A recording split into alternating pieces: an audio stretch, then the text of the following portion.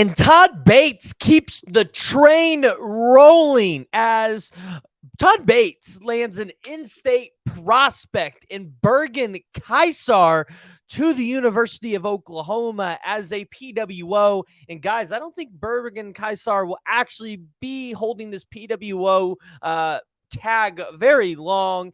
He potentially could be on scholarship next season. And we're going to talk about why, because I think Bergin Kysar actually is a big addition to this defensive line room for the University of Oklahoma, and actually over the next couple of years could play a key role in Oklahoma's success in the SEC on the defensive line.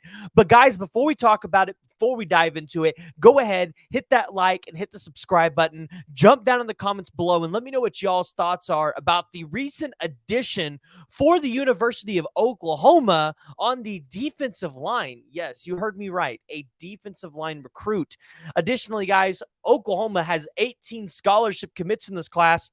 But I believe if I have the number correctly, you're looking at 22 or 23 commits total with the PWOs that they've already had. So Oklahoma is rolling, and it's something that everybody needs to start paying attention to. But the Oklahoma Sooners land a commitment from the 6'4", 230-pound defensive lineman out of Edmond, Santa Fe in Edmond, Oklahoma.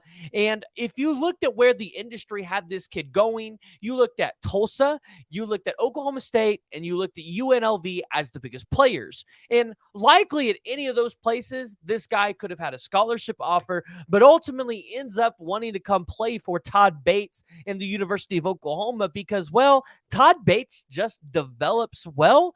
But Bergin Kysar was one of the guys that showed up to party at the Palace and talked about how great it was to be back on campus and how much fun he had there at the party at the Palace. And as we've looked at what is Todd Bates going to do in the 2024 cycle to help get this defensive line ready for the SEC, this is exactly what he's going to do. And PWOs are going to play a crucial role into getting the defensive line or just this team to where you want it when you go to the SEC. And here's the reason why. Because you can only take 85 scholarship players, but you can have 130 players total, meaning there are that many PWOs that you can have on the team. And let's just say you hit on one or two of those guys a year, you're doing really good. And I think you saw what that was like last year with Gavin Freeman. You guys saw how good he was for Oklahoma on the field and how good he's going to be in the future. And you've heard nothing but high praises from Brent Venables, Emmett Jones, and the staff about Gavin Freeman. So you look at the PWOs that Oklahoma's gotten and say, if you at least get one of those guys to pop off, then you're doing really well. And you look at Bergin Kysar and you say, this might be one of the guys that could pop off, because a guy that is at 6'4", 245 pounds, not only excels in the classroom with the 4.0 GPA, but can squat 510 pounds. He can bench 320. He deadlifts 635, which I believe he holds a state championship there, if I remember correctly. But you look at what Bergin Kysar can bring to the Oklahoma Sooners as they head into the SEC. Yes, we talk about it all the time. Anybody that you get is depth, and you need depth at the defensive line position. But you're getting a guy that is athletic and a guy that can a guy that can bring speed, and he could bring a tenacity to this defensive line that you might have to use a couple times. So let's take a look at some huddle film here, and we'll scroll down. Yes, I go to 247 to get to the huddle film. We'll make sure this is playing for y'all. Yes, it is. Perfect. Okay. So here you're going to see Bergin Kysar play in many different positions, which is something he's been able to do for Edmond Santa Fe. He's been able to do a couple different things, playing the defensive end role. You've seen him play tight end. I believe he even has quarterback listed on his profile. So you look at just the pure athleticism that Bergin Kysar has and say, that's a guy that Oklahoma wants because they can use him in many different ways. I think if you look at what Oklahoma has been missing over the past couple of years, even in the Lincoln Riley era, I think a lot of it is they've been missing those just pure athletes. So I like what Oklahoma is getting in Bergin Kysar. I think Oklahoma is shaping up to have a really good defensive line class, and I don't think this is going to be the last PWO that you could see for the Oklahoma Sooners along the defensive line because, well, you've got a lot of good in-state kids, but you could also go out there to like Georgia, and we've talked about him so much, Tyler Moore, a guy that not maybe the tallest guy on the field, but definitely a guy that could be a backup nose tackle for you, or definitely just be a good inside defensive lineman if you absolutely need that depth. And it's one that I think a lot of people that will have to continue to pay attention to. But you look at what the Oklahoma Sooners could continue doing on the recruiting trail, and we talked a little bit about it last night, and we're going to continue to let the huddle film roll here so that you guys can continue to see what Bergin Kysar is all about.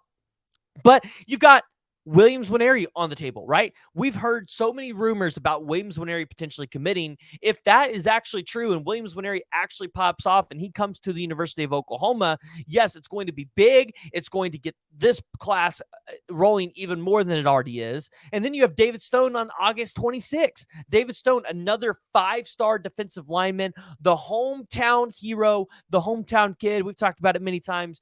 You know what David Stone means to this class, and he knows exactly what he means to this class as well. So you look at those two as those are your prime commitments for this month, and that's what you want to build a land. And if you land both of those guys, you're doing extremely well, and you're not complaining too much.